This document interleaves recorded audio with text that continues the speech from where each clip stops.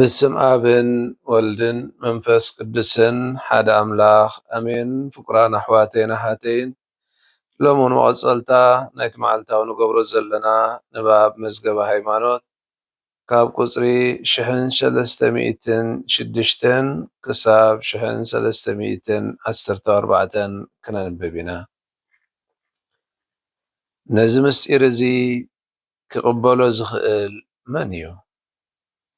ቁፅሪ 1306 ዝኾነ ይኹን ሰጠምቀ ግና ዛጊት ሜሮን ዘይተቐብአ ንምስጢረ ሜሮን ክቕበሎ ይኽእልን ይግብኦን። ጥምቀትን ቅብኣተ መንፈስ ቅዱስ ሜሮንን ቅዱስ ቁርባንን ሓድነት ስለ ዘለዎም ምእመናን ነዚ ምስጢር እዚ ኣብቲ ግቡእን ብቑዕን ግዜ ክቕበልዎ ይግደዱ እዮም። ምኽንያቱ ድማ ብዘይካ ቅብኣተ ሜሮን ቅዱስ ቁርባን ምስጢረ ጥምቀት ብርግፅ ብቕዓትን ፍርያትን እኳ እንተለዎ እቲ መባእታ ክርስትና ግን ዘይምሉእ ኮይኑ ይርከብ። ቁፅሪ 1307 ንኣማኢት ዓመታት ዝኣክል እቲ ላቲናዊ ልማድ ንምቕባል ቅብኣተ ሜሮን ብዝርኢ ዕድመ ዓቕሚ ኣእምሮ ዝብል መምዘኒ ክገብረሉ ፀኒሑ። እንተኾነ ኣብ ግዜ ድንገተ ሞት ዋላ እኳ ኣብዚ ናይ ዓቕሚ ኣእምሮ ዕድመ እንተዘይበፅሑ ህፃናት ሜሮን ክቕብኡ ይግባእ። ቁፅሪ 1308 ምስጢረ ሜሮን ሓደ ግዜ ምስጢረ ክርስትያናዊ ብስለት ብዝብል ዝፅዋዕ እኳ እንተኾነ ነቲ ናይ ብሱላት ብፁሓት እምነት ምስ ናይ ባህርያዊ ዕብየት ብፁሕ ዕድመ ከነደባልቆ የብልናን።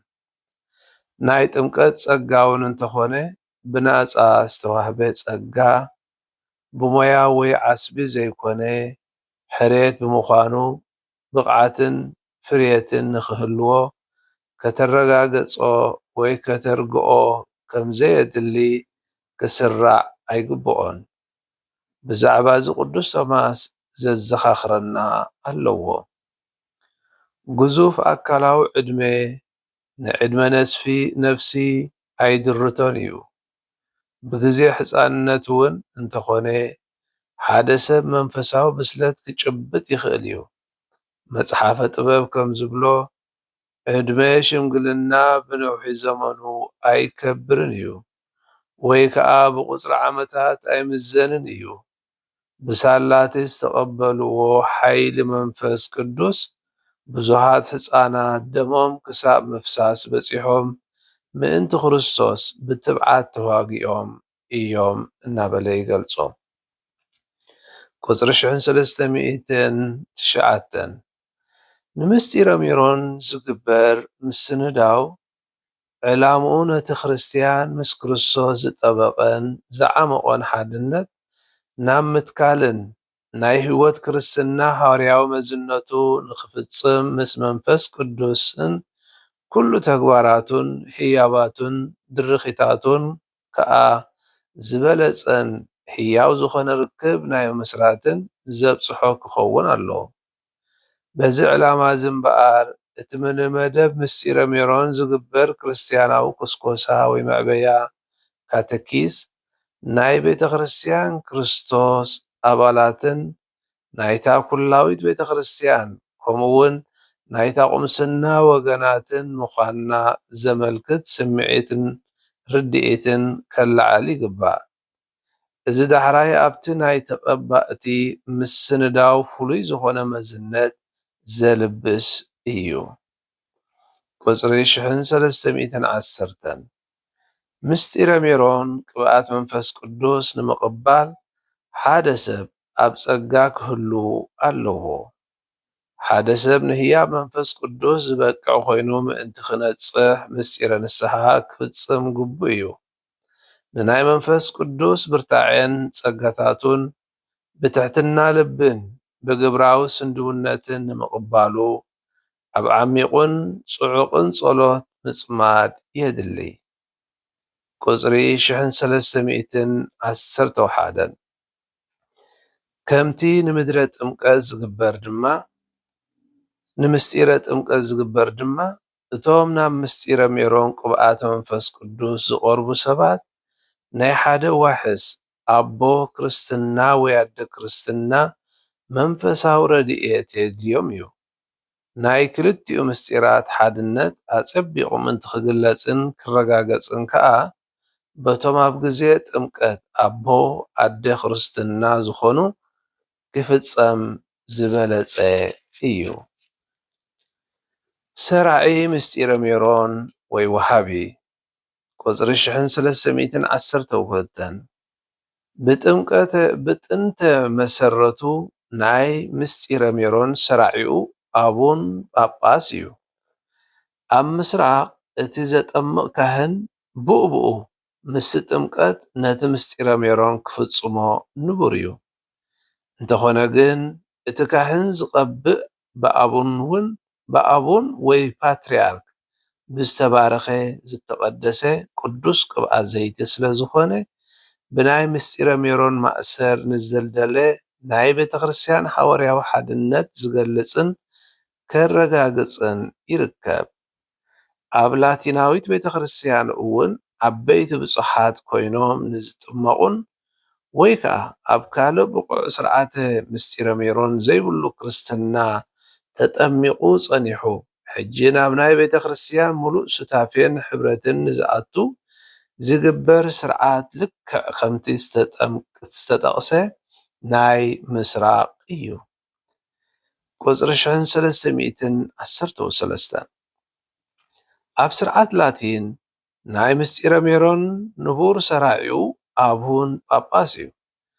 ኣድላይ ምኽንያት ተረኺቡ ኣቡን ነቲ ምስጢረ ሜሮን ናይ ምስራዕ ስልጣን ክእለት ንካህናት ክህብ ዝኽእል እኳ እንተኾነ ምስጢረ ሜሮን ካብ ምስጢረ ጥምቀት ንግዚኡ ዝተፈልየሉ ቀንዲ ምኽንያት እዚ ምዃኑ ብምግንዛብን ንናይቲ ምስጢር እንታይነት ትርጓሜ ክብልን ኣቡን ወይ ጳጳስ ባዕሉ ክሰርዖ ክዕድሎ ዝበለጸ እዩ። ኣቡናት ናይ ሐዋርያት ተካእቲ ተኸተልቲ እዮም። ናይ ቅዱስ ማዕርጋት ምልኣት ምስጢር ዝተቐበሉ ንሳቶም እዮም። እዚ ምስጢር እዚ በኣቶም ፍጻሙ ከዓ ውፅኢቱ ወይ ፍሪኡ ንተቐበልቱ ብዝቐረበ መልክዑ ምስ ቤተ ክርስቲያን ምስቲ ሐዋርያዊ መሰረታን ንክርስቶስ ናይ ምምስካር ምስ ዘለዋ ተልእኾታን ብዝበለጸ መዋሃዶም ማለት እዩ። ቁጽሪ 1314 ሓደ ክርስቲያን ኣብ ድንገተ ሞት እንክርከብ ብዝኾነ ካህን ስርዓተ ምስጢረ ሜሮን ክፍጸመሉ ይኽእል። ብርግጹን ከም ናይ ቤተ ክርስቲያን ባህጊ እንተደኣ ኮይኑ ሓደ እኳ ካብ ደቃ እቲ ዕሸል እውን ይኹን ብሳላ ናይ ክርስቶስ ምልኣተ በረኸት ብመንፈስ ቅዱስ ፍጹም ዘይኮነ ካብዚ ዓለም እዚ ክሓልፍ ድሌታ ኣይኮነን። ፍቁራን ኣሕዋተይን ኣሓተይን እዚ ሎሚ ዝሰማዕናዮ ወይ ዘንበብናዮ ክፍሊ መዝገበ ሃይማኖት ብዛዕባ ምስጢረ ሜሮን ክቕባእ ዝኽእል መን እዩ ዝብል እዩ። እዚ ኣብቲ መጀመርያ መእተዊ ከም ዝረኣናዮ ዝኾነ ጌና ምስጢረ ሜሮን ዘይተቐበለ ተጠሚቑ ዘሎ ህፃን ነዚ ምስጢር እዚ ክቕበል ከም ዝኽእል እዚ ምስጢረ ሜሮን ምቕባእ ከዓ ነቲ ብጥምቀት ነቲ ክርስትያናዊ ህይወት ዝጅምሮ ዘሎ ምልኣትን ትብዓትን ይህቦ ማለት እዩ። ኣብ ናይ ላቲናዊት ቤተ ክርስቲያን ምስ ዓበዩ ብኣቡን ክቕብኡ እቲ ስርዓት ዝእዝዞ እዩ።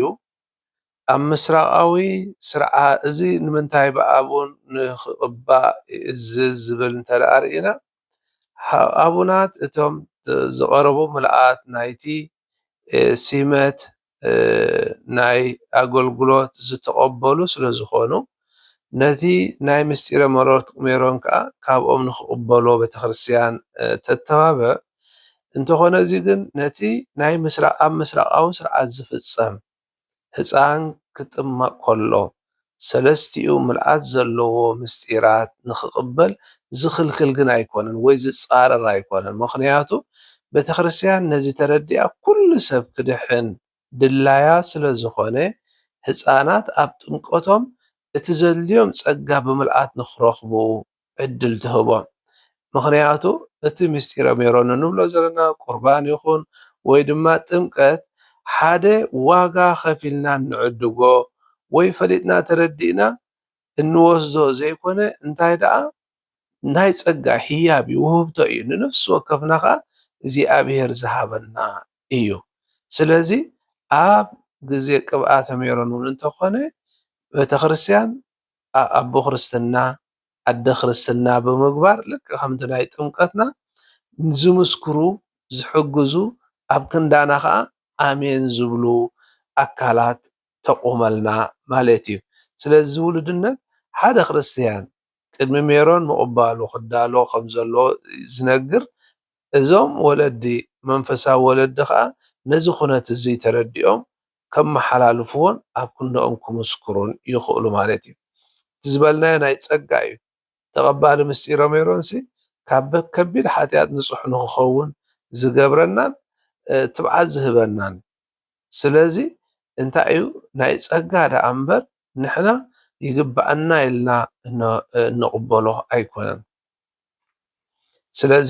ስለዚ ኣብ ቤተክርስትያን ከዓ ነቲ ኣእምሮ ጌኗ ዘይፈለየ ዘሎ ህፃን እንልገየ ወይ ድማ ኣቦ ልጌ ብምግባር ኣብ ኪንድኡ ወኪል ኮይኑ ነቲ እምነት ዝቕበለሉ እትገብር እምበኣር እዞም ሎሚ ዝረኣናዮም ሓሳብ ብዛዕባ ሜሮን ኣቀባብልኦን መን ክቕበሎ ይኽእል ዝኾነ ሰብ ቅድሚ ሕጂ ሜሮን ዘይተቐበለ ሰብ ክቕበል ከም ዝኽእልን እቲ ዕድመ ከዓ ኣብ ምስራቃዊ ብናእሽተኦም ክቕበልዎ ከም ዝኽእሉ እቲ ሰለስተ ምስጢራት መባእታዊ ምስጢር እንብሎ ኣብ ላቲናዊ ስርዓት ከዓ ወይ ኣቡን ወይ ድማ ኣቡን ብዝወከሎም ኣካላት ካህናት ክፍፀም ከም ዝኽእል ኣብዚኣ ሓንቲ ክተሕብረና ትኽእል ነገር እንታይ እያ እንተደኣ ኢልና ግና እቲ ዘይቲ ብኣቡን ዝተባረኸ እዩ። ስለዚ ብኣቡን ዝተባረኸ ዘይቲ እዩ ክኸውን ዘሎ። እቲ ካህን እንተቐብአ በቲ ኣቡን ዝባረኾ ዘይቲ እዩ ዝቐብእ። ስለዚ እቲ ኣብ ሓደ ሓድነትን እቲ ሓደ ምስጢር ምዃኑ ድማ በዚ ክንርዳእ ንኽእል ማለት እዩ። ስለዚ ምስጢረ ሜሮን ንኹሉ ክፉት እዩ። ንኹሉ ክቕበል ዝደሊ ክቕባእ ይኽእል እዩ። ብመንፈሳዊ ድልውነት ክቕበሎ ከም ዘለዎ ከዓ ቤተክርስትያን ትነግረና። ህፃናት ክቕበኡ ከለዉ ግና መን ይብክንድኦም ኮይኑ ነቲ እምነት ዝቕበለሎም ዘሎ እቲ ኣቦ ልጌ ወይ እነ ልጌ። ስለዚ በዚ ሓሳብ እዚ ንምስጢረ ሜሮን ክንቅበሎ እግዚኣብሔር ሰናይ ፍቓዱ ይኹነልና። ስብሃት ንኣብን ንወልድን መንፈስ ቅዱስን ይኹን ጥንቲ ከም ዝነበረ ጅኻን ወትሩ ንዘለዓለም ዓለም ኣሜን። በስመ አብ ወወልድ መንፈስ ቅዱስ ሓደ ኣምላኽ ኣሜን።